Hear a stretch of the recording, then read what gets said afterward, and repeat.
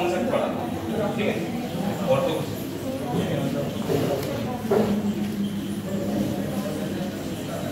चलो आगे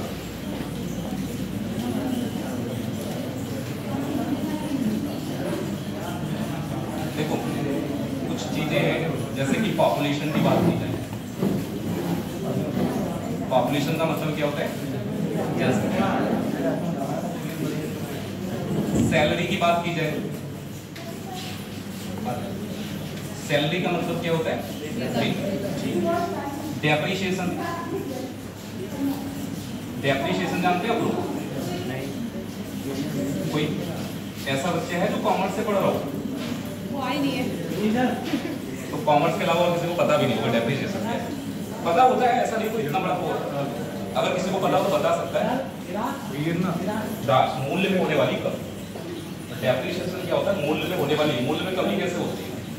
अच्छा, आपका मोबाइल फोन आपने नया खरीदा क्या उतने का होगा? जितने में आपने नया फोन खरीदा होगा उतने का थोड़े ना होगा। जैसे जैसे कोई भी मशीन, कोई भी वस्तु पुरानी होती है तो उसका रेट कम होने लगता है। तो अगर हम एक फिक्स बात कहते हैं कि ऐसा है, हर साल रेट 10% कम हो जाएगा, तो उसी को हम लोग बोलते हैं डेप्रिशिएशन। तो ये सारी चीजें सक्सेसिव को फॉलो करती है। सक्सेसिव का मतलब इनमें अगर वृद्धि होगी तो चाहे वृद्धि हो चाहे कमी हो। अब थोड़ा सा सक्सेसिव की बात कर ले, क्योंकि आगे आप लोग जो भी चीजें पढ़ेंगे ना तो आप हमसे पूछेंगे कि यहाँ पर रेशियो का कॉन्सेप्ट लगा सकते हैं, तो अभी से याद रखो जहां भी सक्सेसिव लगा सकते हो वहां रेशियो से बन जाएंगे। अब सक्सेसिव क्या होता है? सक्सेसिव का मतलब ये होता है कि जो वैल्यू है ना आपके पास, जैसे आप कंपाउंड इंटरेस्ट पढ़ेंगे, चक्रवृद्धि ब्याज, ठीक है, तो वो भी हमारा सक्सेसिव का ही कॉन्सेप्ट है। आप थोड़ा सा ये समझो, जैसे आप ये समझो कि वर्तमान में जनसंख्या 100 है और हर साल 10% बढ़नी भी, तो अगर आप 10% बढ़ाएंगे जनसंख्या तो अगले साल कितनी हो जाएगी? भाई 100 में 10% बढ़ाने का मतलब सीधा सा 110 हो गया। अब अगर मैं आपसे कहूं कि हर साल 10% बढ़ेगी तो 2 साल के बाद जनसंख्या कितनी हो जाएगी, तो ऐसा मत बोलना 10%, 10%, 20% बढ़ना नहीं, ये 10% पहले बढ़ेगी 1 साल में।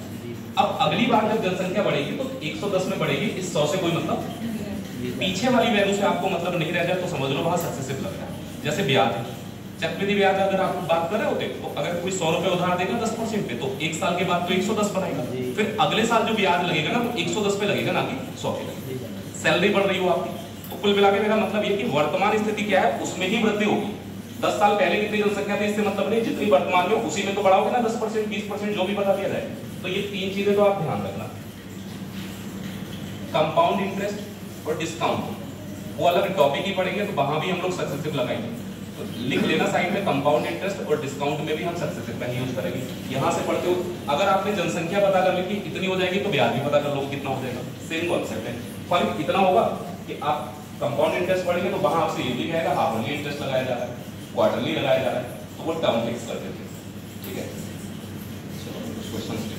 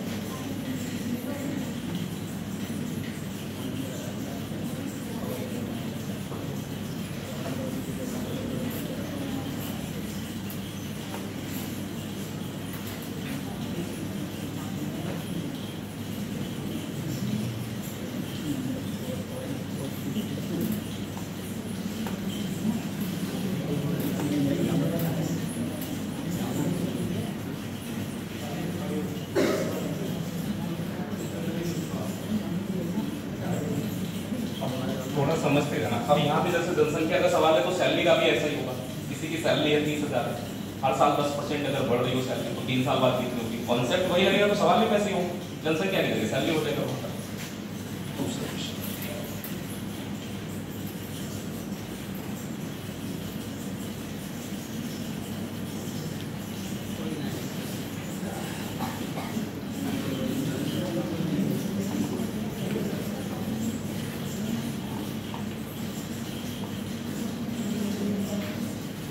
ये भी किसी ने कर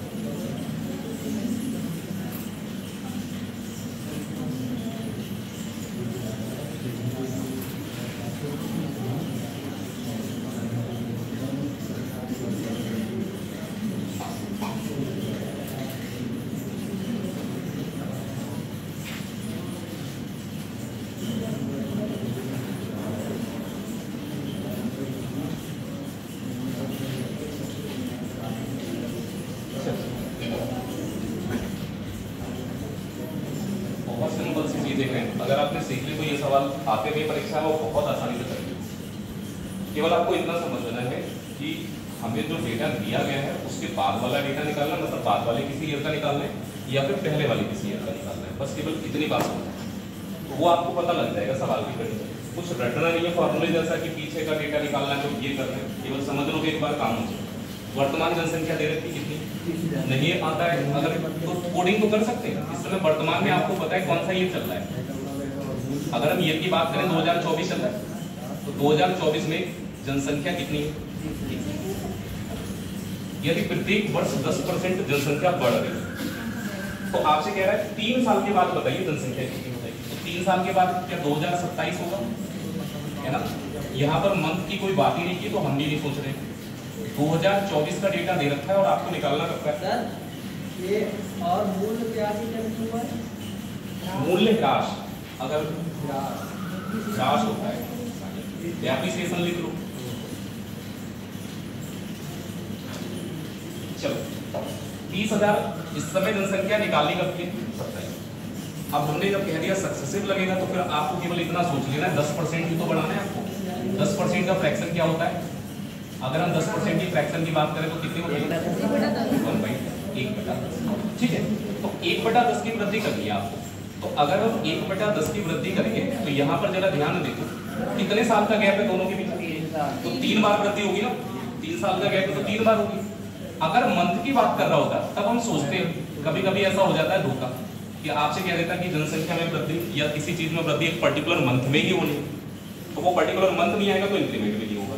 जैसे आपका ये वाला सवाल देखो, इन्होंने बोल दिया है कि जो सैलरी इंक्रीज होगी वो कब होगी? जुलाई के महीने में होगी। 5% सैलरी बढ़ जाएगी जुलाई आएगी तो। अगर जुलाई नहीं आएगी तो सैलरी भी तो नहीं बढ़ेगी, तो आपको केवल जुलाई काउंट करनी है कितनी जुलाई आ रही। ठीक है, तो अब जरा आप देखिए 1/10 बढ़ाना है।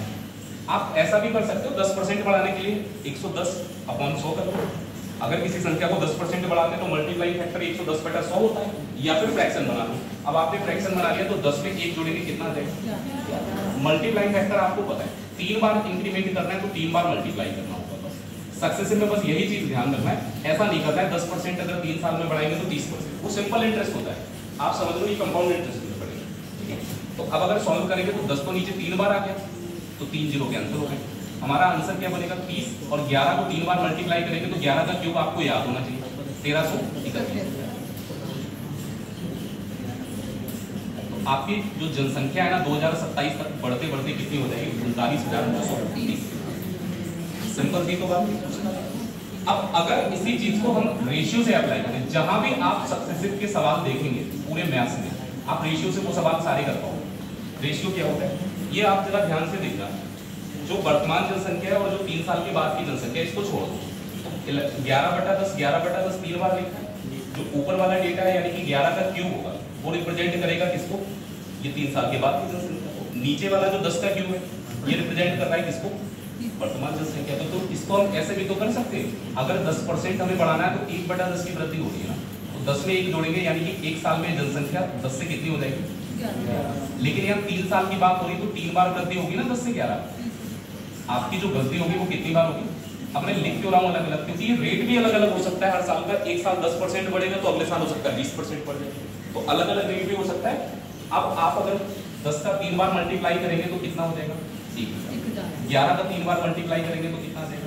अब ये क्या बता रहा है? ये स्थिति बता रहा है कि 3 साल के गैप में जो जनसंख्या है 3 साल पहले अगर 1000 होगी तो 3 साल बाद कितनी हो जाएगी?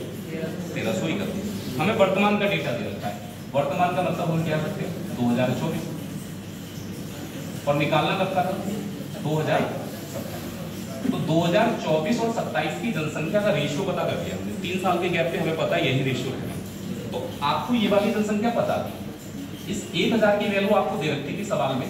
1000 की वैल्यू कितनी दे रखी? 30। तो आप सीधे सीधे कंपेयर कर लो, 1 की वैल्यू निकालना है कि बताओ 3 0 से 3 0 कैंसिल हो जाएगी। तो 1 की जो वैल्यू आ रही है वो कितनी आ रही है? 30 के बराबर आ रही है। तो अगर आप 1331 की वैल्यू निकालना चाहते हैं तो 1331 को भी मल्टीप्लाई किससे करेंगे? जितनी 1 की वैल्यू आई है उससे मल्टीप्लाई करो, आपका सेम आंसर ही तो आ रहा है। आप देखो 1331 × 30 यहाँ पे भी आ रहा है, कोई फर्क थोड़ा ना पड़ रहा है। तरीके में कोई अंतर नहीं, बस मैं बता रहा हूँ रेशियो लग जाता है, लेकिन कोई जरूरत नहीं है। मुझे ये ज्यादा कंफर्टेबल लगता है क्योंकि आपको पता है वैल्यू काटने में यहाँ आपको ज्यादा है। नीचे क्या लिखा है? 1000, ऊपर लिखा है 1331। बात वही है, आपको यहाँ भी 11 का 3 बार मल्टीप्लाई करना पड़ा तो कुछ अलग नहीं हो जाएगा। लेकिन अगर आप चाहते हैं कि रेशियो सिंपल यही होता है, जैसे डायरेक्ट अगर पता होगा डायरेक्ट होता है। क्या चीज जैसे सिंपल यही होता है 3% वाला। पढ़ने आए हो पढ़ा रहे हो, मुझे पता है कौन सा सिंपल होता है। अभी मैं सवाल जब दूंगा ना आपको तो आपको पता लग जाएगा। देखो ऐसा होता है ना कि तुम्हें लग रहा है ये बहुत सिंपल है, अभी कल को पेपर में आ जाए 28% रेट, किसी एक बात पे तो रहो। देखो मेथड की बात करें तो हजारों कंपाउंड इंटरेस्ट पढ़ोगे तो 14-15 तरीके से तो मैं जानता हूँ कंपाउंड इंटरेस्ट निकालना, होते और भी होंगे जो शायद मुझे भी ना पता होता। लेकिन क्या 14-15 तरीकों का कुछ करोगे? केवल तुम्हें सवाल देखना है कि इस सवाल में कौन सा तरीका बेस्ट लगेगा, आप केवल उस सवाल के अकॉर्डिंग करोगे। अब ये पता है क्यों सिखाया जाता है? इसलिए सिखाया जाता है ये तरीका क्योंकि यहाँ पर देखो आगे लिखा है 11 से 1/9, तो आपको पता है कि 11 से 1/9% को तो फ्रैक्शन में बदलना ही पड़ेगा। कुछ लोग ऐसे कर लेते हैं कि 10% बढ़ाएंगे तो 110/100 से मल्टीप्लाई कर देंगे। अब यहाँ पर जरा देखो किसी नगर की जो जनसंख्या है वो 11 से 1/9% की तो बढ़ाई कमी हो रही है। 11 से 1/9% का फ्रैक्शन कितना होता है? अब आपको जो जनसंख्या दे रखी है वो 2 साल पहले की दे रखी है कितनी? 40,000। जरा बताओ 2 साल पहले ईयर को जरा कौन सा ईयर था? 2022। 40,500। ठीक है। अब अगर मैं आपसे कहूं वर्तमान में बताओ जनसंख्या, तो वर्तमान में क्या चल रहा है? 2024। अब ये मत सोचना कि क्या करना है, 22 का डेटा दे रखा है, निकालना तो 24 का, 2 साल बाद का ही तो निकालना है। आपके लिए ये सवाल ऐसा ही है। 24 का दे रखा था, 27 का डेटा निकालना है, यहाँ 22 का दे रखा और निकालना पड़ता है। 2 साल आगे जाना है। 1/9 की क्या हो रही? कमी हो रही है। तो अगर 1/9 की हम कमी करेंगे तो 2 साल का गैप है, 2 बार ही तो होगी कमी। अब 2 साल का गैप है तो फिर हम कह सकते हैं 8/9 और 8 मल्टीप्लाई कर लेंगे, जो भी आएगा रिजल्ट वो 2024 की जनसंख्या को रिप्रेजेंट कर रहा होगा। तो 9 से अगर हम काटेंगे 81 का ये 5 गुना है, 500 आएगा। आप 9 और 9 का मल्टीप्लाई करके काटो, चाहे 2 बार में काटो, ये 500 आएगा। आपका आंसर आएगा 500 और 8 और 8 का मल्टीप्लाई होता है 64। 64 × 5 320 और 2 जीरो, यानी कि वर्तमान में आपकी जो जनसंख्या है वो कितनी होगी? 32। वर्तमान जनसंख्या पहले से 40,500 घट रही है जनसंख्या, घटते घटते कितनी हो गई? 32। तो 2 साल पहले का दे रखे, 3 साल पहले का दे रखे, आपको केवल यही चीज पकड़नी है कि आपको बाद वाली संख्या निकालनी है पहले वाली। अभी पीछे वाला भी डेटा निकालते समय देखेंगे। इसमें बोला है कि मशीन का वर्तमान मूल्य 2,50,000 है। अब इसमें जो डेप्रिसिएशन है उसका रेट दे रखा कितने परसेंट है? 4%, यानी 4% हर साल वस्तु की कीमत घट जाएगी। वर्तमान कीमत दे रखी है, आपसे कह रहे हैं 2 साल के बाद बताओ कितनी कीमत होगी, तो वही तो सिर्फ 2 साल के बाद का ही तो निकालना है। आपकी वर्तमान कीमत यानी कि मैं कह सकता हूँ 2024 में जिस मशीन की वैल्यू कितनी थी? 2,50,000, ये घटेगी और 2026 तक इसकी कीमत कितनी रह जाएगी ये बताना है आपको। तो 1 साल में कितने परसेंट कम हो रहा है? 4%। तो ऐसा नहीं करना है 4% कम हो रहा है तो 8% 2 साल में कम होगा। आपको पता है ये सारे सक्सेसिव पे ही जाएंगे। 4% का फ्रैक्शन बताना है 1/25। वो सारे फ्रैक्शन तो बहुत आसान होते हैं जो 100 को डिवाइड कर सकते हैं। 4 से 100 में डिवाइड कर दो 25 ही तो आता है, 1/25 हो जाएगा, है ना। जब 1/25 घटा के देखो, अगर हम 1/25 कम करेंगे तो मल्टीप्लाइंग फैक्टर क्या आता है? 24/25। कितनी बार कम करना पड़ेगा? 2 बार, क्योंकि हमारे पास 2 साल का गैप है। 24/25 आप इसको सॉल्व करेंगे और देखेंगे कि 2026 में कितना। पहले तो 25 से ये पूरा 25 तो कट ही जाएगा, 25 काट देंगे लेकिन जीरो बचेगी। कितने जीरो? 4। फिर 25 से अगर हम 100 को काटेंगे 4 बार लग जाएगा, 400। 24 का स्क्वायर आपको पता होगा, 24 का स्क्वायर कितना होता है बेटा? 576। स्क्वायर क्यूब का वैसे कोई रोल नहीं है, लेकिन आप जब कैलकुलेशन करेंगे परसेंटेज में तो जरूरत पड़ती है कहीं ना कहीं। 400 की अगर हम बात करें तो इससे मल्टीप्लाई हो जाएगा, तो 400 से मल्टीप्लाई कर दो। 4 × 6 कितना हो जाएगा? 24। 4 × 7 28 और 2 30। 4 × 5 20 और 3 23 और 2 जीरो इधर वाले, यानी कि जो मशीन की कीमत है ना वो 2,30,000 कितनी रह जाएगी? 400 रह जाएगी। अगर आपसे ये पूछ ले कि मशीन की कीमत कितने रुपए कम हो जाएगी या वैल्यू कितनी कम हो जाएगी तो क्या करोगे? वैल्यू का मतलब ये कि वैल्यू थी इतनी ना, अब इतनी होगी, दोनों का डिफरेंस तो निकाल सकते हैं। कितनी कम होगी वैल्यू? लगभग 20,000 यानी 19,600 रुपए कम होगी वैल्यू। मशीन की कीमत जो है इतनी तो अब है, ठीक, इतनी 2,50,000 की। तो अगर आपसे पूछे वैल्यू में कितने की कमी हो रही तो आप इनका डिफरेंस निकाल लेना। यहाँ बस थोड़ा सा सोचने की जरूरत है। 5% की वृद्धि तो होगी, लेकिन कौन से महीने में होगी? जुलाई। तो इस बात को ध्यान में रखना, जुलाई कितनी बार आपको दे रखा है एक हफ्ता वेतन अप्रैल 2020 का। इस व्यक्ति की जो सैलरी है अप्रैल 2020 कितनी है? 16,000। और आपसे कब की सैलरी पूछ रहा है? 21 की पूछ रहा है। तो कभी कभी हमारे दिमाग में ये चलता है कि हमने 2020 की दे रखी सैलरी 21 की निकाल लो, 1 साल हो गया। लेकिन आपको यहाँ पर एक पर्टिकुलर मंथ दे रखा है कि जुलाई के महीने में 5% सैलरी बढ़नी चाहिए। तो जुलाई का महीना आप बताओ इन दोनों के बीच में कितनी बार आ गया होगा? 2 बार। भाई देखो 2020 की जुलाई तो अप्रैल के बाद ही आएगी, है ना? और 2021 की जुलाई अगस्त से, तो 2 जुलाई आ गई यहाँ पे। तो 2 बार हम 5% बढ़ाएंगे। एक बार ऐसे कर लेते हैं, देखो 5% ही तो बढ़ाना है, 5% 2 बार बढ़ाना है। अगर हमें 5% 2 बार बढ़ाना है तो मल्टीप्लाइंग फैक्टर ये भी तो हो सकता है 105 डिवाइड में कितना आएगा? फिर 5% बढ़ा दो, 105 डिवाइड में कितना आएगा? मैं केवल एक सवाल इसलिए ऐसे करा रहा हूं कि आपको ये भी ध्यान रखना है कि ऐसे भी कर सकते हो, कुछ गलत नहीं है। देखो पता है 21/20 हो गया, क्योंकि 5% का फ्रैक्शन होता है 1/20। 20 में 1 जोड़ेंगे तो आएगा तो ऊपर 21 है। तो या तो आप अगर परसेंटेज में डेटा रखेंगे तो 100 में जोड़ना पड़ेगा, फ्रैक्शन में रखेंगे तो उसका बेस आपको मिलता है। जैसे यहाँ पर फ्रैक्शन है तो फिर इसका बेस कितना है? 10 में 1 जोड़ना है। फिर यहाँ पर दोनों में यही अंतर है बस। ये भी हमारा कितना हो जाएगा? 21 और नीचे कितना आएगा? अब सॉल्व करते हैं। देखिए 20 और 20 का गुणा होता है 400। 400 से 4 बार में 1600 हो जाएगा, 40 बच गया। 21 का स्क्वायर बताइए। 400। तो 1 0 तो रहेगा ही। 4 × 4 16 और 16 और 1 17। यानी कि जो सैलरी है वो 2 साल के बाद कितनी हो, सॉरी अगस्त 2021 में इसकी हो जाएगी 17,604।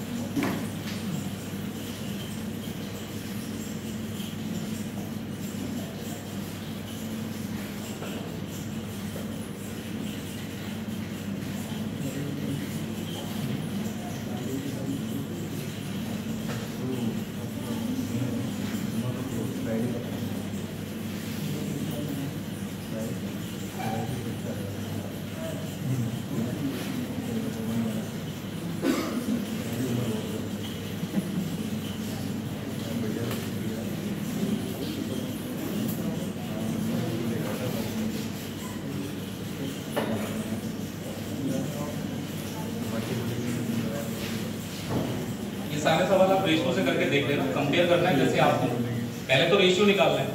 अब ये रेशियो पता है केवल 3 साल के गैप को रिप्रेजेंट कर रहा है। जैसे 2024 का दे रखा है तो 2000 का 27 का पता लग जाएगा, 27 का दे रखा होता तो 30 का पता लग जाता।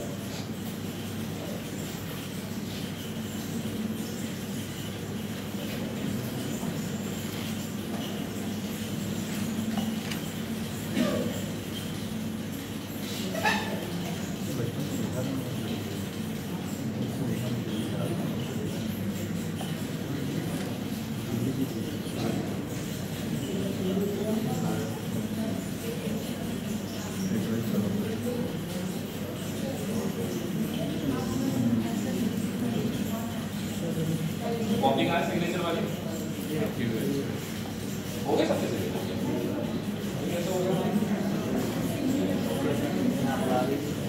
कोई सिग्नेचर वाले बच्चे रह गए? कोई सबके हो गए?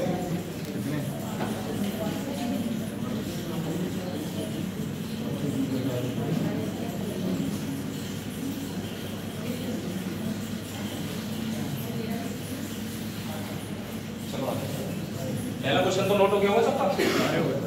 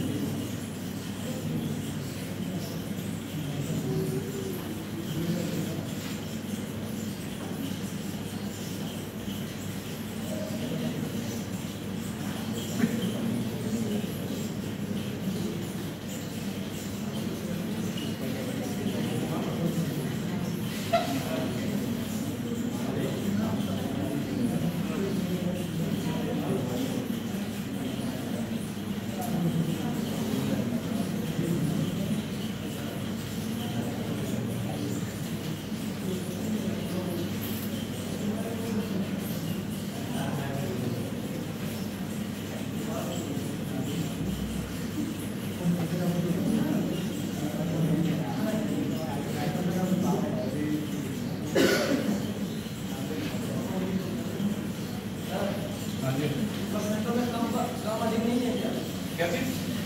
15% समझ नहीं पा रहा।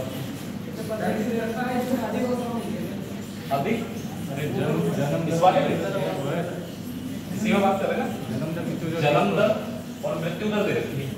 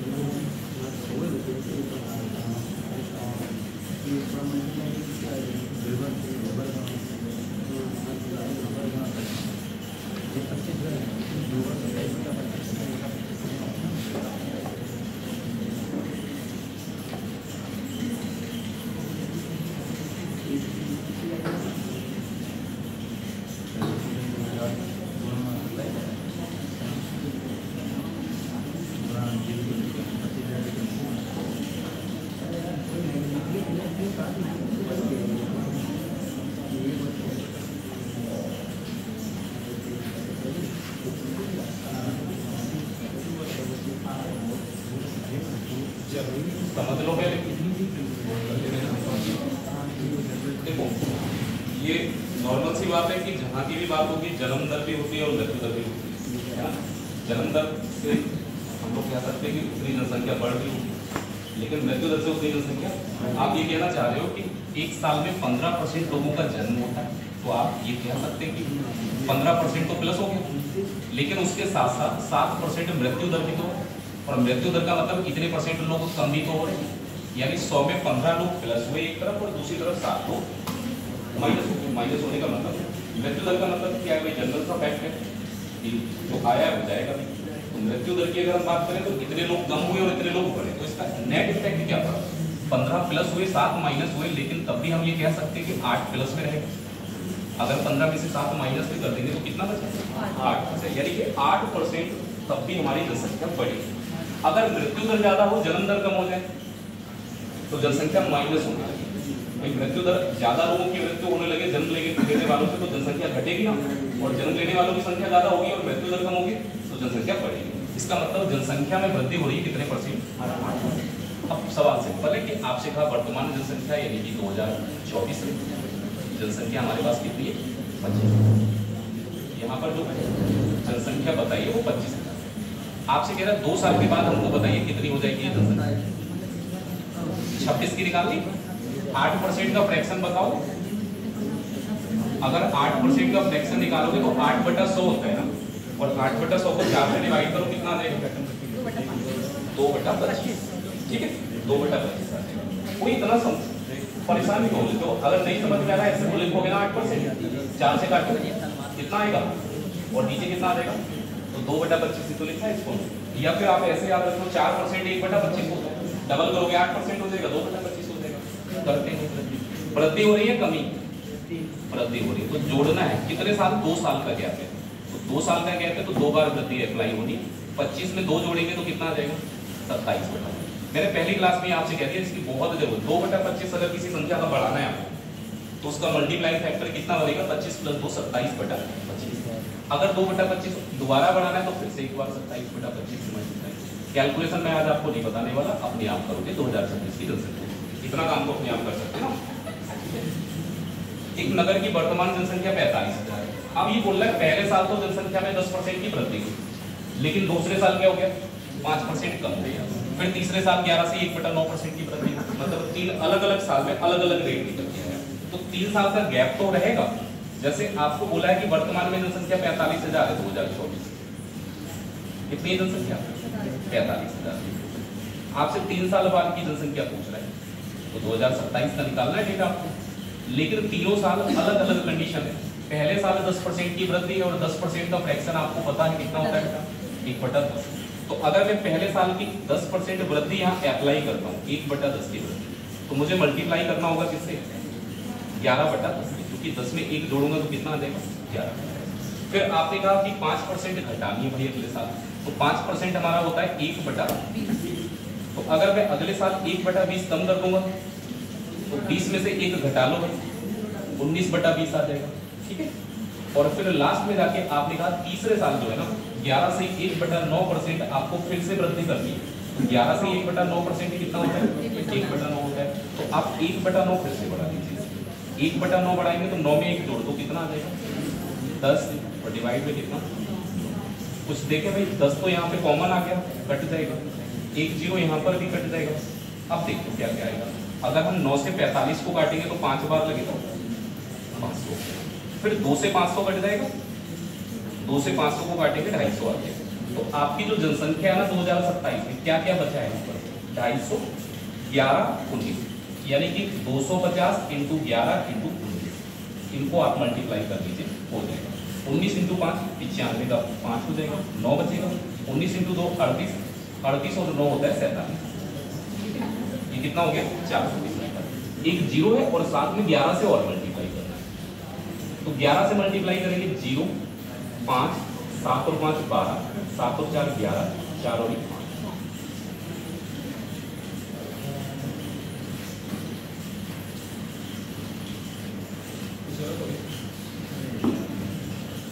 नहीं आ रहा, 11 4 77 कुछ गलत हो रहा है,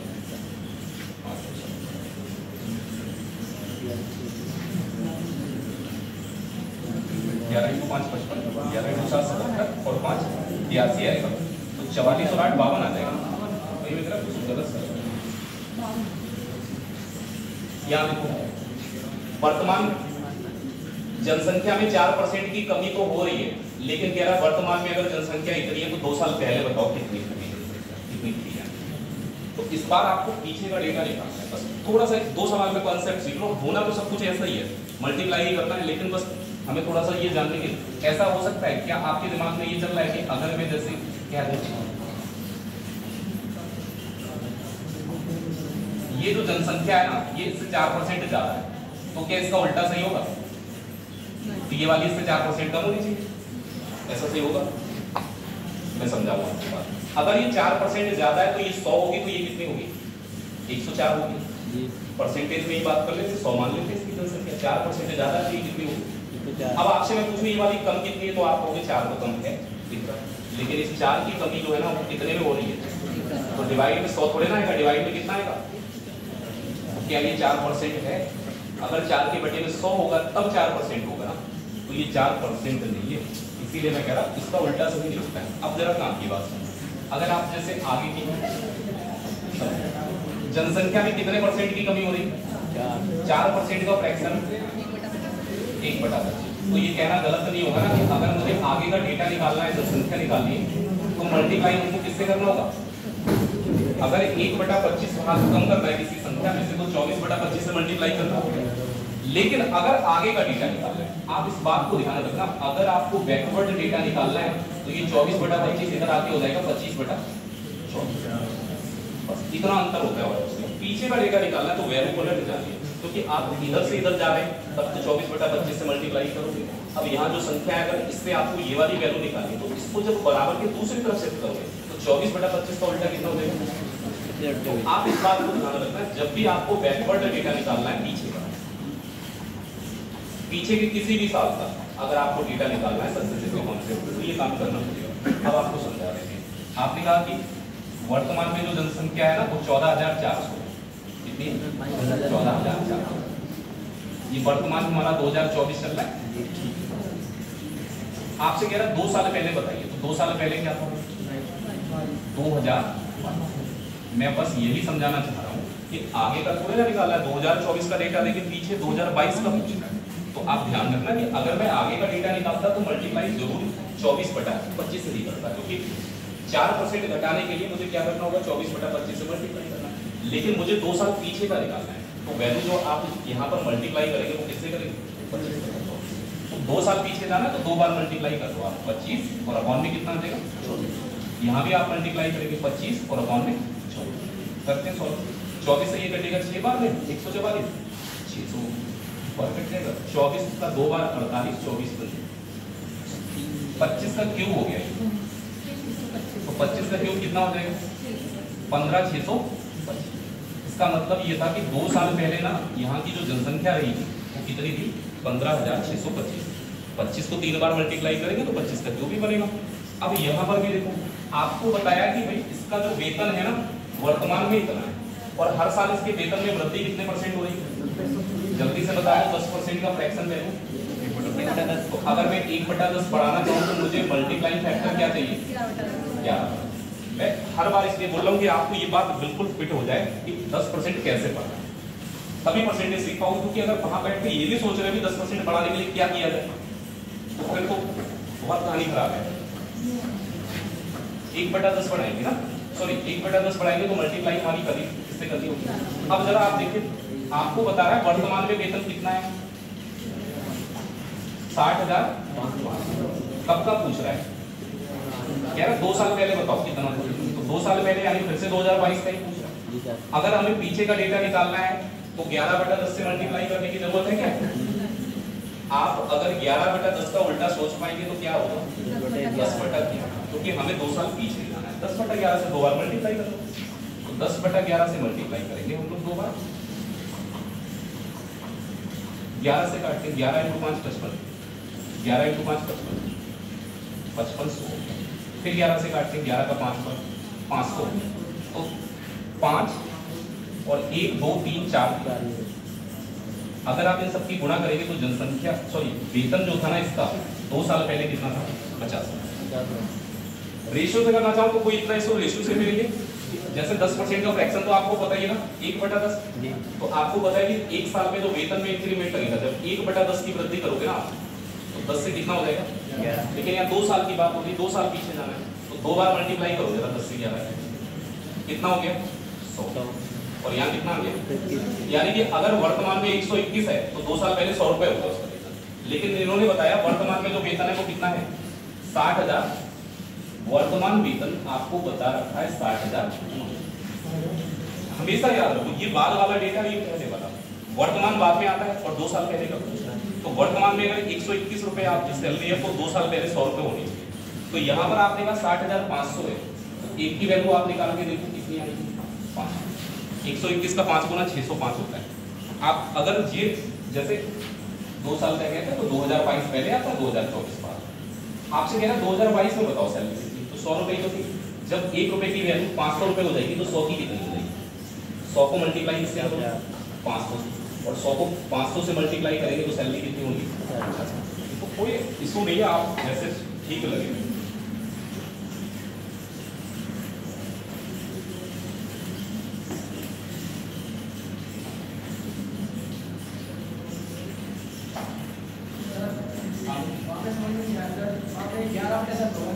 ग्यारह बटा 10 होगा। सुनो बात, 11/10 तो होगा, लेकिन आपको तो 2 साल पीछे का निकालना है। आगे का निकालेंगे तो 11/10 से मल्टीप्लाई करेंगे। लेकिन अगर हमें पीछे का डेटा निकालना है तो 11/10 उधर जाके 10/11 होगा। माइनस नहीं करना है। यही तो अभी मैंने यही बात बताई थी कि 4% ज्यादा, इसका मतलब ये नहीं वो वैल्यू 4% कम होगी। जैसे होता क्या, हमें लगता है अगर 10% बढ़ रही तो पीछे वाली 10% कम, गलत हो जाता है। आप इसको अप्लाई करके देखो ना, अगर जैसे आप 10% बढ़ाएंगे तो किससे मल्टीप्लाई करोगे? 110/100। यानी कि जो वैल्यू है 100 में अगर 10% बढ़ा देंगे 110 ही तो। अब आप जरा 110 को 10% कम करो, अगर 10% कम करेंगे तो कितना आएगा? 90/100। जीरो कट गया, ये 100 नहीं आएगा। आप बताओ ये कितना आ रहा है? गड़बड़ हो जाएगा बेटा। आप ये ध्यान रखा करो कि अगर ये इधर 110/100 है तो इधर जाएगा तो ये 100/110 हो जाएगा। तो वैल्यू पलट लेना है अगर पीछे की वैल्यू निकालना।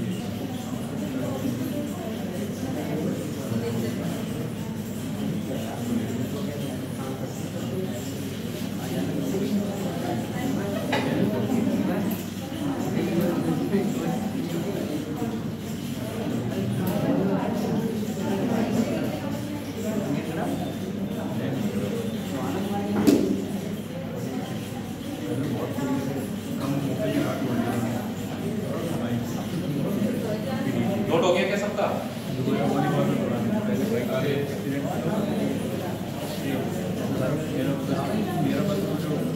जनसंख्या सैलरी वाले सवाल या फिर डेप्रिसिएशन वाले सवाल, सब में सेम कॉन्सेप्ट लगता है, इसलिए ज्यादा घबराने की जरूरत नहीं है।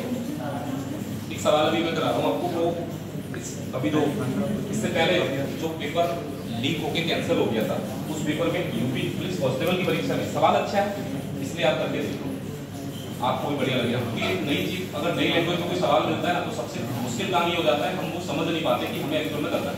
अब जैसे ये चीजें पढ़ रहे तो इस तरीके के सवाल आएंगे, आपको दिक्कत ही नहीं होगी पेपर में, आपने इनको प्रैक्टिस कर रखा है और इसको समझ में नहीं आता। अब लैंग्वेज चेंज कर देगा, तब पहले तो लैंग्वेज समझो कि इसमें करना क्या है, एक्चुअली इसमें बताया क्या गया।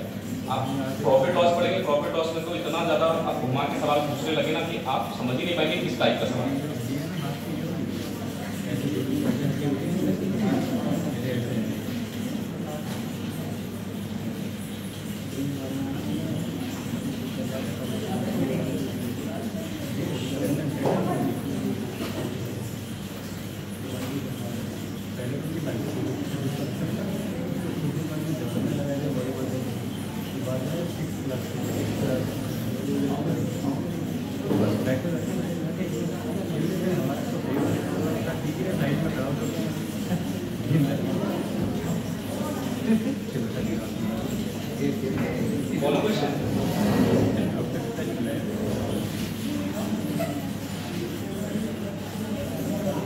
पहला क्वेश्चन तो ये हो गया।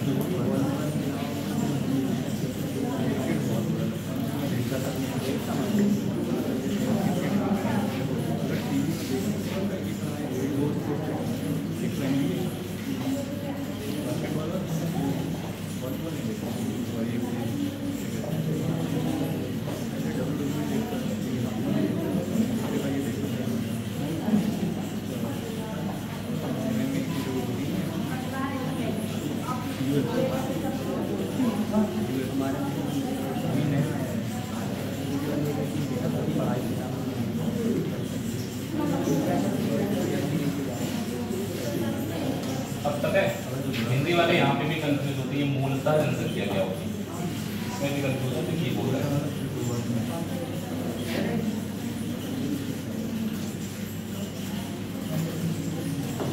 ओरिजिनल। अब होता क्या है कि बॉडी वेट पड़ा होगा तो उन्हें पता होगा ओरिजिन होता है, ओरिजिन को मूल बिंदु बोलते हैं, जीरो पॉइंट। तो वो ट्रांसलेशन में इतना मिस्टेक होता है ना कि अब उन्होंने उसी की वजह से ओरिजिनल को मूलता लिख दिया। मूलता का मतलब अब अपने आप थोड़ा सा समझ लो, घटने के बाद अगर जनसंख्या इतनी रहेगी इसका मतलब पहले कितनी थी यही पूछा गया। तो आपसे पूछ रहे हैं मूल जनसंख्या वहां पर कितने लोग रह रहे थे उनकी बात करिए। गांव में हुआ क्या, 10% लोग हैजा के कारण क्या हो गए, तो जिसकी वजह से बाकी लोगों ने गांव छोड़ना शुरू कर दिया। किसी भी जगह अगर कोई बहुत भयंकर बीमारी चलने लगे तो ऐसा लगने लगता लोगों को यहाँ पर बहुत लोगों की डेथ हो रही, यहाँ नहीं। तो हुआ क्या, शेष लोग जो रह गए उनमें से 25% चले गए, क्योंकि जिनकी डेथ हो गई वो थोड़े ना कहीं जा सकते, जिनकी डेथ होगी उनका काम क्या, वो तो जा नहीं सकते छोड़ के। जो बचे हुए लोग उनमें से 25% लोगों ने गांव छोड़ दिया। और बाद में जाके पता लगा कि अब गांव में कितने लोग रह गए, 2025। तो गांव में पहले कितने लोग रहा करते थे ये बात बताना। गांव की जनसंख्या तो पता है नहीं भाई, चलो थोड़ी देर के लिए मान लो जनसंख्या कितनी। अब इनमें से 10% लोगों का डेथ हुआ, पहले डेथ हुआ ना, गांव छोड़ के थोड़ा लगे, पहले गांव छोड़ के नहीं गए, पहले जिन लोगों का डेथ हुआ उनको माइनस करना होगा, उल्टा मत कर लेना। पहले गांव छोड़कर सॉरी डेथ होने वाले 10% अगर माइनस कर देंगे कितना बचेगा, 90/100 या 9/10 लिख लो, एक ही 90/100। 10% माइनस करेंगे तो 90/100 इसी मल्टीप्लाई होगा। इसके बाद जो बचे हुए हैं उनमें से 25% लोग गांव छोड़ के चले गए, तो 25% और कम करना है। ऐसा नहीं करना है 25 और 10 को जोड़ के 45% कम कर दो, क्योंकि जिन लोगों की डेथ हो गई वो उनमें से 25% नहीं गए, जो बचे उनमें से 25%। तो पहले 10% इसको माइनस करो, फिर 25% और माइनस करो, कितना बचेगा, 25 माइनस करेंगे कितना बचेगा, लास्ट में जाके फाइनली ये जनसंख्या आपको मिली है 2025 के बराबर। तो ये जनसंख्या 2025 के बराबर है। अब अगर मैं आपसे पूछूं ये जो स्टार्टिंग में जनसंख्या थी कितनी थी, तो इस वैल्यू को उधर लेके जाना पड़ेगा, तो उधर लेके जाएंगे तो वैल्यू पलट जाएगी। और यही मैं यहाँ समझाना चाह रहा था कि जब आपको पीछे का डेटा निकालना होगा तो इधर वाली वैल्यू इधर लानी होगी, तो वैल्यू पलट जाएगी। तो आप क्यों ना इसी को पलट के वैल्यू से मल्टीप्लाई कर लो, एक ही लाइन में बात खत्म कर लो।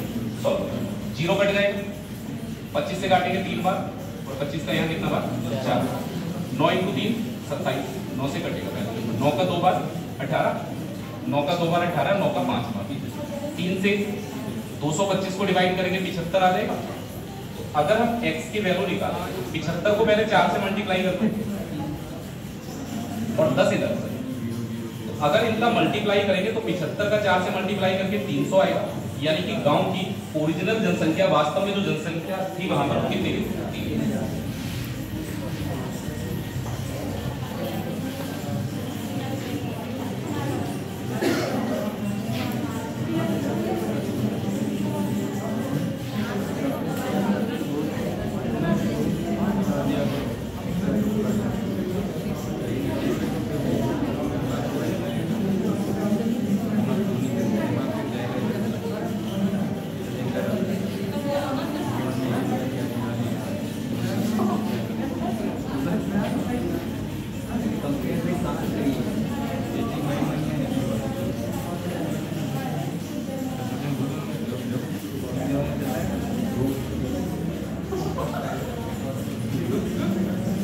इलेक्शन तो सभी लोग जानते हैं, चुनाव, और सभी लोग वोट तो डाले होंगे कभी ना कभी किसी न किसी चुनाव में।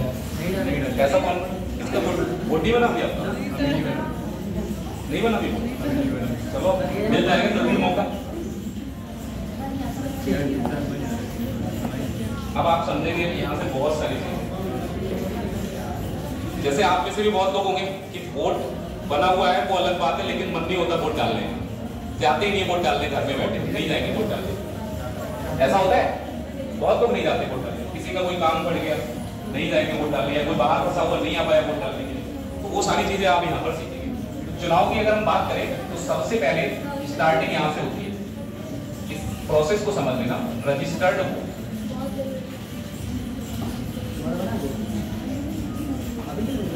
रजिस्टर्ड वोट को हम लोग बोलते हैं पंजीकृत मत।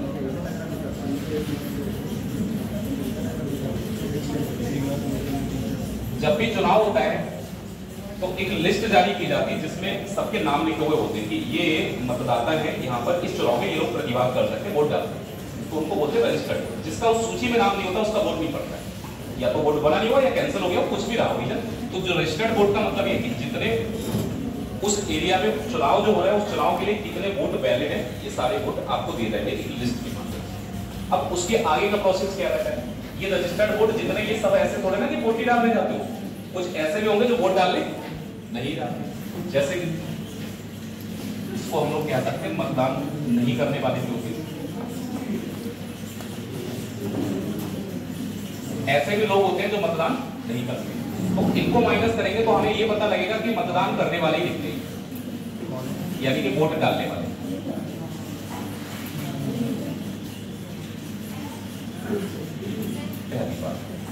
अब आगे की बात समझो, जो वोट डालने जाते हैं इनमें से भी कभी कभी कुछ वोट कैंसिल हो जाते हैं, जिनको हम लोग कहते हैं इनवैलिड वोट या अवैध।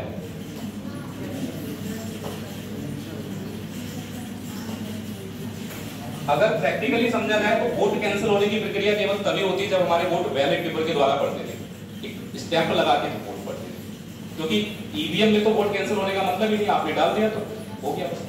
लेकिन यहाँ पर बैलेट पेपर में कैसे कैंसिल होते थे वो आप लोगों को शायद पता भी हो, स्टैंप लगाते थे, तो कुछ लोग ऐसा होता था दोनों में कैसे स्टैंप लगा दिया, तो ये वोट किसी का रह गया, बेकार हो गया।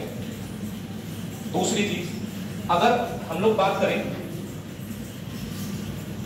4 लोग हैं और जिसने पहली बार वोट डाला उसी में बोले हम चारों को वोट देके आए, चारों पे स्टेप लगाए, तो वो वोट कैसा हो गया, बेकार। उस वोट का कोई मतलब नहीं है।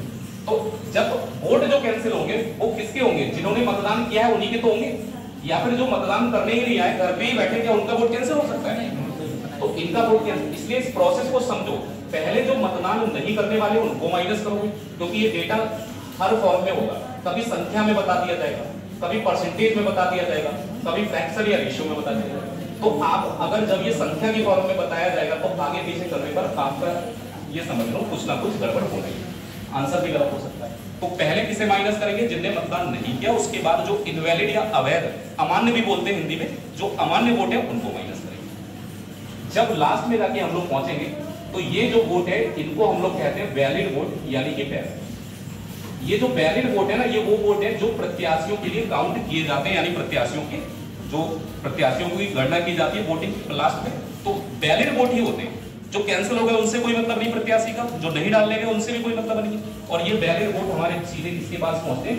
जनरली पेपर में 2 ही प्रत्याशियों का सवाल आता है, अधिकतम 3, और तो इससे ज्यादा देखा नहीं। तो प्रत्याशी आपको बोला जाएगा कि इस चुनाव में केवल 2 प्रत्याशी भाग ले रहे हैं। अब प्रत्याशी अगर 2 ही है तो जाहिर सी बात है एक जीतेगा और एक हारेगा। जीतने वाले को विजेता कहते हैं, हारने वाले को विजेता कहते हैं, आप जानते हैं। लेकिन जो जीत और हार होती है वो कैसे डिसाइड होती है? जैसे आपसे कहा एक प्रत्याशी 500 वोटों से जीत गया, तो इसका मतलब कुछ तो होगा ही, कुछ तो आप क्या सेंस लगा रहे हैं कि अगर मैंने कहा एक प्रत्याशी दूसरे प्रत्याशी से 500 वोटों से जीत गया, तो इसका मतलब उसको 500 वोट ज्यादा मिले, या फिर आप कह सकते हैं कि इनके बीच का जो डिफरेंस है वो कितने वोटों का है? 500 वोटों का। क्योंकि आपको तो परसेंटेज बढ़ रहे, परसेंटेज में कहेगा एक प्रत्याशी को 56% वोट मिले और वो इतने वोटों से जीत रहा है। अगर वो इतने वोटों से जीत रहा है तो फिर आप बताइए टोटल वोट कितने होंगे। ठीक है, उसे आप नोट करो, फिर क्वेश्चन करो।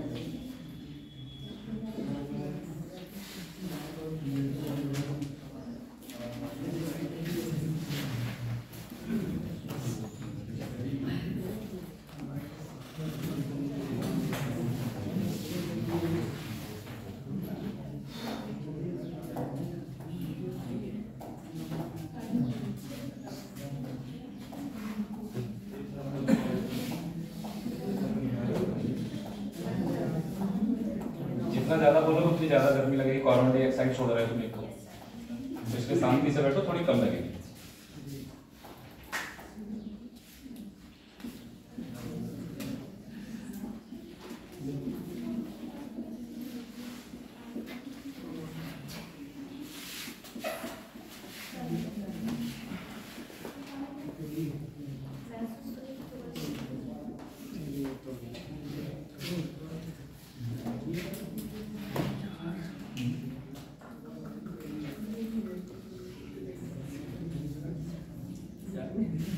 बहुत सिंपल से क्वेश्चन है, मतलब इलेक्शन के सबसे सरल सवाल, लेकिन पढ़ाना इसलिए क्योंकि ये आते भी खूब अच्छे से पेपर में।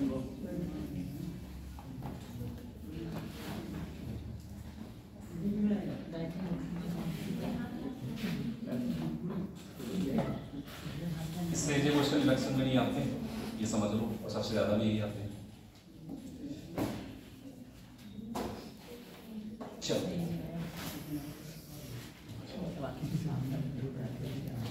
पहला क्वेश्चन आप पढ़िए। ये तो आपको क्लियर कर ही दिया कि कितने प्रत्याशी में भाग लिया, 2 प्रत्याशी में। अभी तक मैंने कहीं पे भी किसी सवाल में ऐसी कोई चर्चा की है कि इन लोगों ने वोट नहीं डाला, या फिर आपसे ये कहा हो कि इतने वोट इनवैलिड हैं, अमान्य घोषित किए गए, ऐसा कुछ तो बोला नहीं। तो किसी सवाल में अगर आपको बोला नहीं जा रहा है ये सब, तो आप ये मान के चलो कि ऐसी कोई समस्या नहीं है, जितने भी मतदाता रहे होंगे उस सबने वोट डाला और कोई भी वोट कैंसिल नहीं हुआ। क्या दिक्कत है मानने में? तो यहाँ पर आपसे कह रहा है 2 प्रत्याशी भाग ले रहे हैं और 1 प्रत्याशी टोटल वोटों में से कितने % लेके गया। अब ये समझ लेना, इस बात को बहुत ध्यान से पढ़े ना, कुल मतों का टोटल वोटों का 54% है या वैलिड वोटों का 54% है, ये दोनों बातें अलग हो। अगर वैलिड वोटों का 54% इसने लिया होता तो आपको पहले वैलिड वोट निकालने पड़ते, फिर उनके 54% में आपको देखना पड़ता कितना वोट इसको मिलता है। तो यहाँ पर तो टोटल वोटों की बात कर रहे हैं। जब परसेंटेज की बात हो रही होती है तो हमारे लिए सबसे आसान यही होता है कि चलो टोटल को हम कितना % मान लेते हैं, 100%। हमें इसको 2 पार्ट में डिवाइड करना है क्योंकि प्रत्याशी तो 2 ही है। अब एक प्रत्याशी ने क्लियर कर दिया कि हमको जो वोट मिले वो कितने मिल रहे, 54%। तो अगर कोई चीज 100% है और 2 हिस्सों में डिवाइड किया, एक हिस्से में 54% पहुंच गई, तो दूसरे वाले को कितना बचा, 46%। तो दूसरे वाले के हिस्से में आपको कितना मिलेगा, सिर्फ 46%। टोटल 100% था ये। अब ये समस्या यहाँ पर 100 मान के परेशान करेगी क्योंकि यह है 42 सही 6/7%। तो अब तो परेशानी होगी, 42 से 6/7% जैसा डेटा होता है तो दिक्कत क्या होती है कि 100 मान के इसमें से घटाएंगे तो टाइम खराब होगा पेपर में। आपको फ्रैक्शन वैल्यू इसीलिए तो लिखाई गई है। कितनी होती है देखो, आपको अगर याद होगा तो उस दिन भी हम लोग बात की 14 से 2/7% हमारा कितना होता है, 1/7। तो अगर हम 42 सही 6/7% को कंपेयर करके देखें तो सीधा सीधा पता लग रहा है इसका 3 गुना है। 14 का 3 गुना 42 होता है और 2 का 3 गुना 6 होता है। तो अगर 3 गुना हम इधर करेंगे तो 3/7 ही तो होगा ये। तो यहाँ पर जरा थोड़ा सा समझ ले, टोटल वोट ऐसे ही 100 नहीं मानते क्योंकि आपको समस्या ये आएगी कि ये जो प्रत्याशी है ना, इस प्रत्याशी ने कहा है इन टोटल वोटों में से मुझे 3/7 भाग मिला है, ये फ्रैक्शन में चेंज हो गया। तो इसीलिए परसेंटेज और फ्रैक्शन को साथ में मिला के पढ़ाया जाता है। अब ये फ्रैक्शन हो गया, 100 मानने से क्या लाभ मिलेगा, 100 से 100 कटेगा ही नहीं 7 से, पॉइंट पर वोट दे दोगे किसी को नहीं ना। तो आप ऐसी संख्या मानेंगे, जैसे डिवाइड में 7 है और फ्रैक्शन का कॉन्सेप्ट हमने क्या सीखा कि जो डिवाइड में है उसी को वैल्यू मान लो। तो हमने यहाँ पर टोटल वोट कितने मान लिए, 7 का अगर 3/7 मिला तो इसको तो 3 ही मिलेंगे भाई। 7 को 3/7 से मल्टीप्लाई करेंगे तो इसको कितना मिलेगा, इससे तो 3 वोट मिलेंगे। इस पहले प्रत्याशी को 3 वोट मिले तो दूसरे को कितने मिले, 4 मिले। अब सवाल पढ़ लेते हैं। आपसे कह रहा है ये 200 वोटों से जीत रहा है, जीतने का मतलब अंतर 200 का होगा। तो इनके बीच में कितना अंतर है भाई, अगर हम इनके बीच में डिफरेंस देखें तो कितना है, तो 8% का अंतर है, यानी कि टोटल मतदाताओं का 8% ही जीत का और हार का अंतर रहा होगा। तो ये अंतर हमको कितना दे रखा है, 200। अगर 8% 200 के बराबर है तो 1% निकालने में कोई समस्या है, 8 से भाग कर लो इसको, 8 × 2 16, 8 × 5 40, यानी 1% के बराबर जो वोट हैं वो कितने हैं, 25। आपसे पूरा है टोटल वोटों की संख्या बताओ। तो 100% की वैल्यू निकालने के लिए क्या करना होगा भाई, 1 की वैल्यू 25 है तो 100 की निकाल लो, कितना आ जाएगा, 2500। इसका मतलब टोटल मतदाता इस चुनाव में कितने थे। अगर आपसे पूछता विजेता को कितने वोट मिले तो आप वैल्यू किसकी निकालते, 54%। फिर आपको 100% नहीं निकालना है, आपको अगर ये पूछा जाए कि विजेता को कितने वोट मिल रहे हैं तो आपको 100% क्यों निकालना है, आपको सिर्फ कितने % निकालना है, 54%। भाई 1% में 25 वोट है ना, 54% निकालेंगे तो 54 को मल्टीप्लाई किससे कर लो, 25 से कर लो। 25 × 400 125 और 10 135, यानी कि जो वोट है ना विजेता को कितने मिल रहे हैं, 1350। उपविजेता हारने वाले को कितना मिला है, 46%। तो अगर आपको हारने वाले के वोट पूछे जाएगा तो फिर सिर्फ 46% की वैल्यू निकालना है। 46 को मल्टीप्लाई हम लोग किससे कर लेंगे, 25 से कर लेंगे। तो अगर हम इसको मल्टीप्लाई करेंगे तो 23 का आधा कितना हो जाएगा, 1150, 1150 इसको मिलना है। अच्छा 25 से मल्टीप्लाई करने का थोड़ा सा सोच लिया करो, ये 100 का चौथाई हिस्सा होता है ना, 1/4। 100 का चौथाई हिस्सा ही तो होता है, 100% होता है पूरा वैल्यू और चौथाई होता है 4 से भाग कर लो। तो आपको पता है अगर जैसे 25 से मल्टीप्लाई करनी है तो अपने माइंड में सोच लिया करो इसका चौथाई अगर हो पा रहा है, जैसे 46 का आधा करोगे तो कितना होगा, 23, और 23 का आधा करोगे तो कितना होगा, 11.5। तो चौथाई और 7 में 100 है तो 1150 ही तो आ रहा है। अगर हम जैसे यहाँ पे 54 का आधा करेंगे 27 आएगा, 27 का आधा 13.5। तो अगर हम 25 से मल्टीप्लाई करेंगे तो पहले चौथाई सोच लो, फिर 100 से मल्टीप्लाई कर लो, और 100 से मल्टीप्लाई करने में क्या 13.5 और 100 का मल्टीप्लाई 1350 ही तो होगा, बात खत्म हो जाती है। यहाँ पर देखें जीत और हार यहाँ पे अंतर कितना आ रहा है, भाई 3 और 4 में डिफरेंस कितने का है? एक, सिर्फ एक का है। लेकिन इन्होंने कहा है कि जीत हुई है कितने से, हार हुई है कितने से, तो इस एक यूनिट की वैल्यू हम कितनी रखेंगे? 400। तो अगर एक की वैल्यू 400 वोट है, आपसे कह रहा है टोटल वोटों की संख्या बताइए, टोटल कितना माना है? 7। 400 के हिसाब से 7 की वैल्यू निकाल लोगे, कितना आ जाएगी? 2800। चुनाव में भाई इस बार इन्होंने कह दिया कि 8% लोग वोट नहीं डालने हैं, तो ये 8% तो कुछ रह नहीं, प्रत्याशियों से इनका कोई मतलब ही नहीं, जिसने वोट ही नहीं डाला उससे कोई मतलब नहीं। तो पहले आप देखिए, सबसे पहले ये देखा करो कि प्रत्याशी के बारे में जो बात कही है, जैसे प्रत्याशी है कोई, ये कह रहा है कुल वोटों का कितना है, तो कुल वोटों का है ना, बैलेट वोट तो यहाँ भी ये लिखा है ना, ये कहा है कि मतदान करने वालों में से 48%। अच्छा, 2 प्रत्याशी चुनाव लड़ेंगे तो क्या 48% में जीत पाएगा? भाई 50% तो आधा ही होता है, आधे से कम 1-2 वोट ज्यादा रहेगा तभी तो जीतेगा, तो 48% तो जीतेगा ही नहीं। लेकिन ये जीत गया क्योंकि 8% लोग तो गए ही नहीं थे वोट डालने। तो टोटल वोट हम सबसे पहले मान ले रहे हैं कितना परसेंट? 100%। अब इनमें से इन्होंने कहा कि 8% लोगों ने वोट ही नहीं डाला, ये 8% ऐसे हैं जिनने वोट नहीं डाला। अब एक प्रत्याशी ऐसा है जो कह रहा है इन टोटल में से मुझे कितने परसेंट मिल गए? 48। तो कोई भी एक प्रत्याशी मान लो, इस पहले प्रत्याशी को 48% वोट मिला है टोटल में से। अब ऐसे समझो 100 में से 2 हिस्से निकाल लिए, 100 का 8% जिनने वोट डाला नहीं, मतलब 100 वोट थे, 8 ने वोट नहीं डाला, 48 इसको मिल गए, तो बचे कितने? भाई 48 और 8 कितना हो गया? 56। और 56 अगर घटा देंगे तो दूसरे के पास पहुंचा कितना? सिर्फ कितना बचा है? इस 100 के 3 हिस्से हो गए, 8 ने वोट नहीं डाला, 48 एक को मिल गए, तो 48 + 8 56, जो बचा हुआ 44 है वो दूसरे प्रत्याशी को मिला। अब तो जीत जाएगा ही, क्योंकि इसको दूसरे वाले से वोट ज्यादा मिले। कितना ज्यादा मिले? डिफरेंस कितने का है? 4% का। तो अगर हम बात करें तो यहां पर कितना दे रखा है? 300। तो बेटा 1% की वैल्यू 75 आ जाएगी क्या? 1% बराबर कितना देगा? 75 वोट। अगर मैं आपसे पूछूं टोटल वोट बताओ तो 100% निकाल देंगे, 100 को मल्टीप्लाई किससे करेंगे? 75 से। आपका आंसर 7500 तब होगा अगर वो आपसे टोटल वोट पूछेगा। लेकिन पूछ क्या रहा है? सवाल की लास्ट लाइन पढ़ो, क्या पूछना है?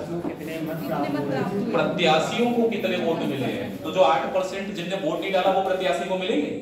नहीं मिलेंगे। तो आपसे पूछ रहा है प्रत्याशियों को जो मत प्राप्त हुए उनकी संख्या बताइए। तो प्रत्याशियों को मिले केवल कितने? 92%। आपको 100% की वैल्यू निकालनी नहीं थी, किसकी निकालनी थी?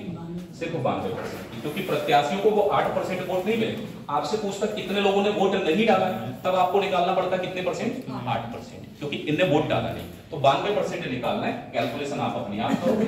92 को मल्टीप्लाई करना है किससे? 75। अच्छा 75 से मल्टीप्लाई, अभी 25 से मल्टीप्लाई करना तो सिखाए थे, चौथाई करो, 100 से मल्टीप्लाई करो, तो 75 3 गुना होता है, 3/4 होता है। पहले चौथाई करो, फिर 300 से मल्टीप्लाई करो। 92 का आधा कितना होता है? सरली गिनोगे कैसे? 92 का आधा कितना होता है? 46 का आधा, 46 का आधा 23, तो 2300 है और ये 75 है, तो 3 गुना हो गया। 2300 और 3 की गुणा कर लो, कितना हो जाएगा? कितना आ जाएगा? 16।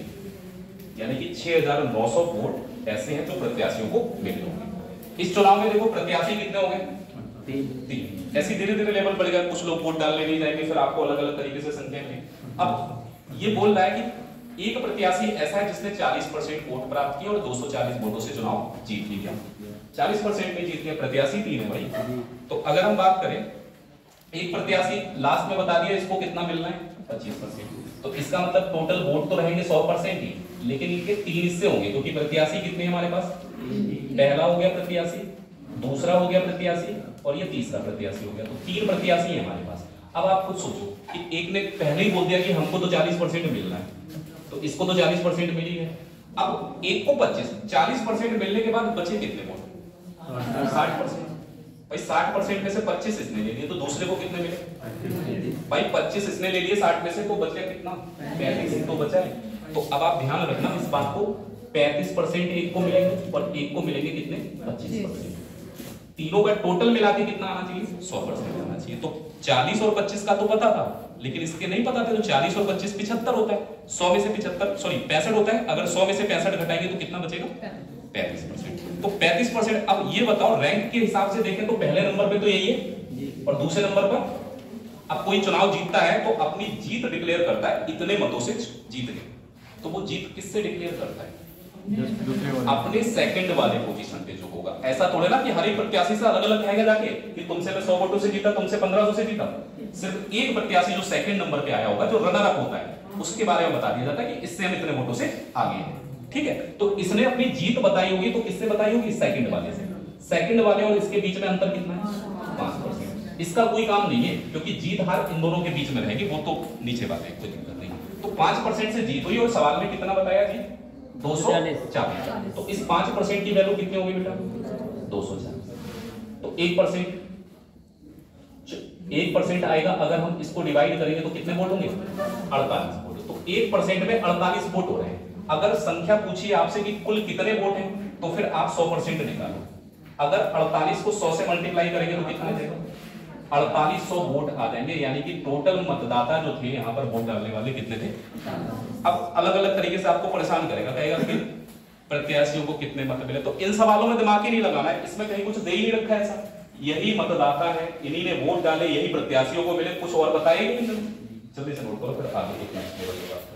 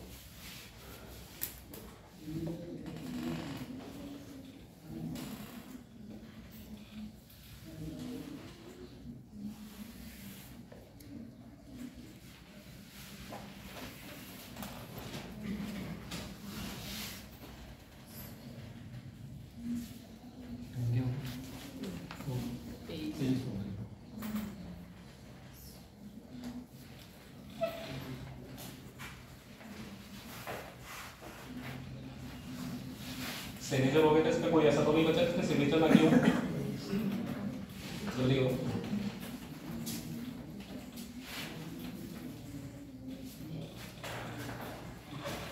पहला क्वेश्चन नोट हो गया ना? आप बाकी करिए, मैं पहला क्वेश्चन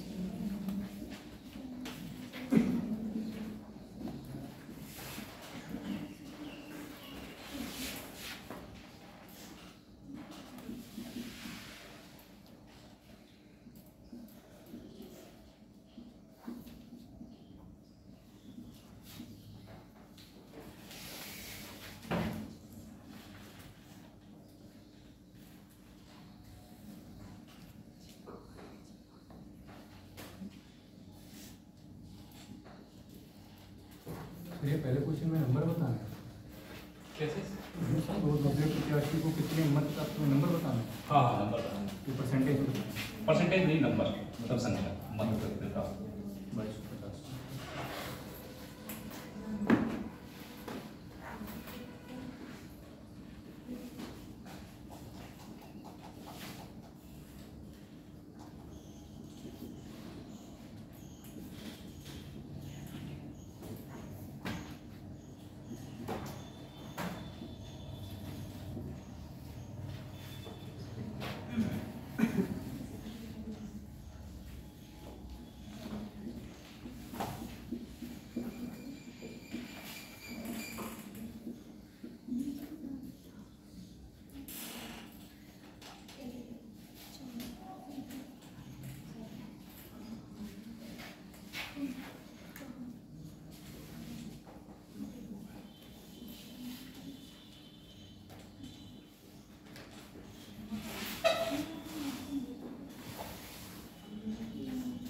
तो ये थर्ड वाला रिपीट कर दीजिए।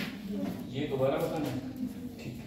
देखो एक चुनाव है जिसमें 8% लोगों ने वोट नहीं डाला, यानी कि 100 अगर टोटल संख्या रही होगी तो इन 100% में से 8% लोगों का कोई रोल नहीं, इन्हें वोट नहीं डाला, ठीक है।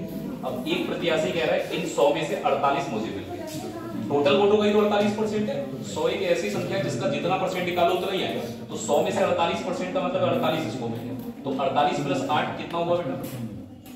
56 हो गया। था कितना टोटल? 100 में से 56 माइनस करो, कितना बचा? 44। तो तीसरे वाले को जो मिला, जो सेकंड वाला प्रत्याशी, इसको कितना मिला? अब जीत हार जो हुई है ना वो 4% का अंतर आ रहा है, और ये अंतर आपको कितना दे रखा है? तो 4% की वैल्यू अगर 300 होगी ना तो 1% तो 75 के बराबर होगा। आपको टोटल मतदाता बनाने होंगे तो आपको निकालना होगा कितना। आपसे बताना क्या है, प्रत्याशियों को कितने मत मिले हैं। तो प्रत्याशियों को ये 8% वाले थोड़े ना मिले, इतने तो वोट ही नहीं डाला है। तो आप अगर पूछ रहे हैं प्रत्याशियों को कितने वोट मिले तो आपको कितने परसेंट निकालना है? 1%।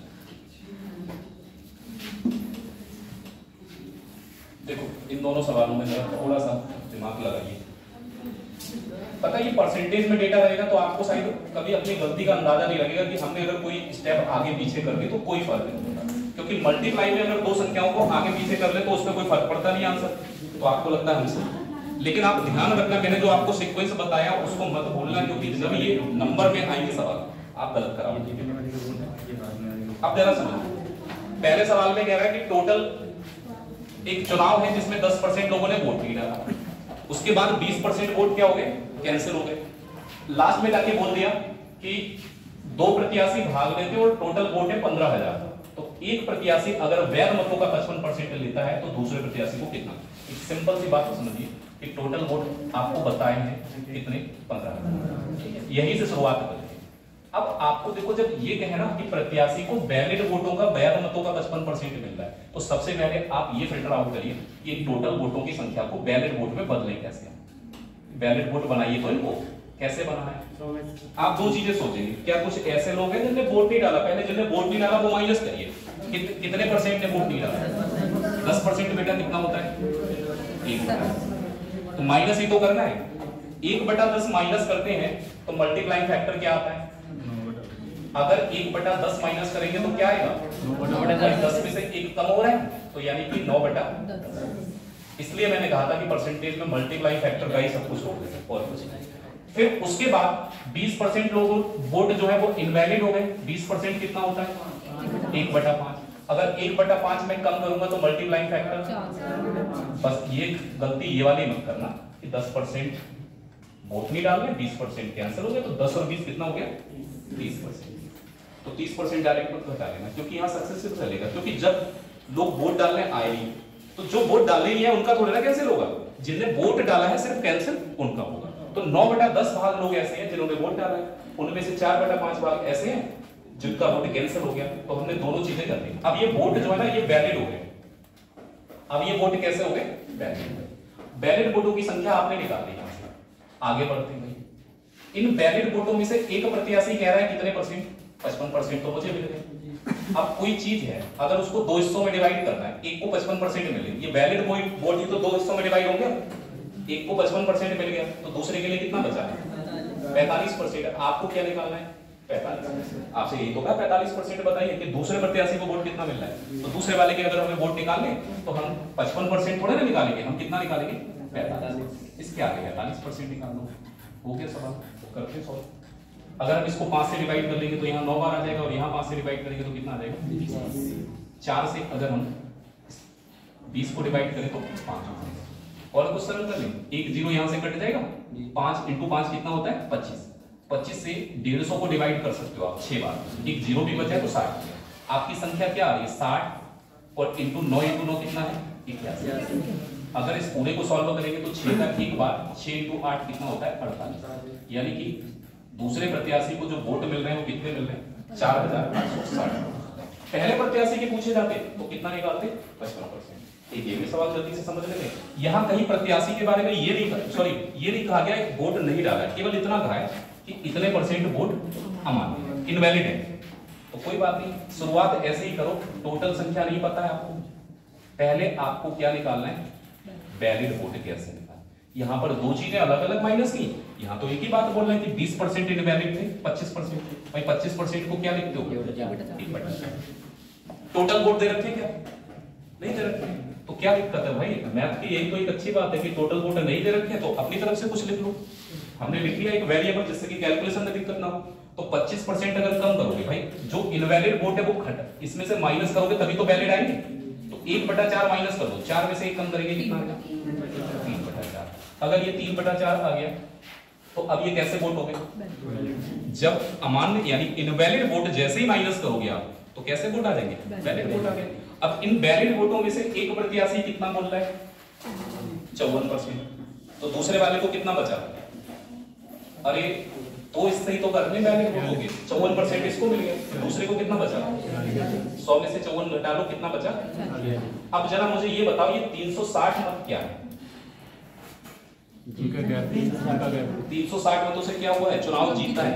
अगर चुनाव 360 वोटों से जीता है तो अंतर ही तो होगा, ये 360 वोट दोनों प्रत्याशियों के बीच का क्या होगा। तो यहाँ पर ना तो पहले प्रत्याशी के वोट बताएं, ये जो 360 दे रखे ना वोट किसी प्रत्याशी को नहीं मिले, ये इनका अंतर था। तो अंतर की अगर अपने बात करें तो 54 में से 46 घटा लो कितने % का है 8%। तो ये जो डिफरेंस है ना ये दे रखा है आपको 360, तो आप 54% मत लगाइए 46 मत लगाइए, आपको सिर्फ डिफरेंस लगाना है कितने %, 8% ही कितना होता है 8%। अब जाके बराबर में कितना लिखोगे, क्योंकि रीजन पता क्या है, अगर आप 54% निकालोगे तो पहले प्रत्याशी के वोट आ जाएंगे, अगर आप 46% निकालोगे तो दूसरे प्रत्याशी के। दे क्या रखा है अंतर दे रखा है, तो अंतर ही निकालिए ना 8%। आप सॉल्व कर लो आप, अगर हम x की वैल्यू 4 से तो ये 8 कट जाएगा कितने बार में 3 और 2 का मल्टीप्लाई 6 से 36 काटो 60 हो गया। तो x की वैल्यू 60 को 100 से मल्टीप्लाई कर लो, यानी कि टोटल मतदाता कितने हैं 6।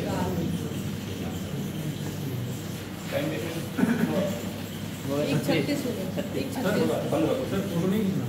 फोटो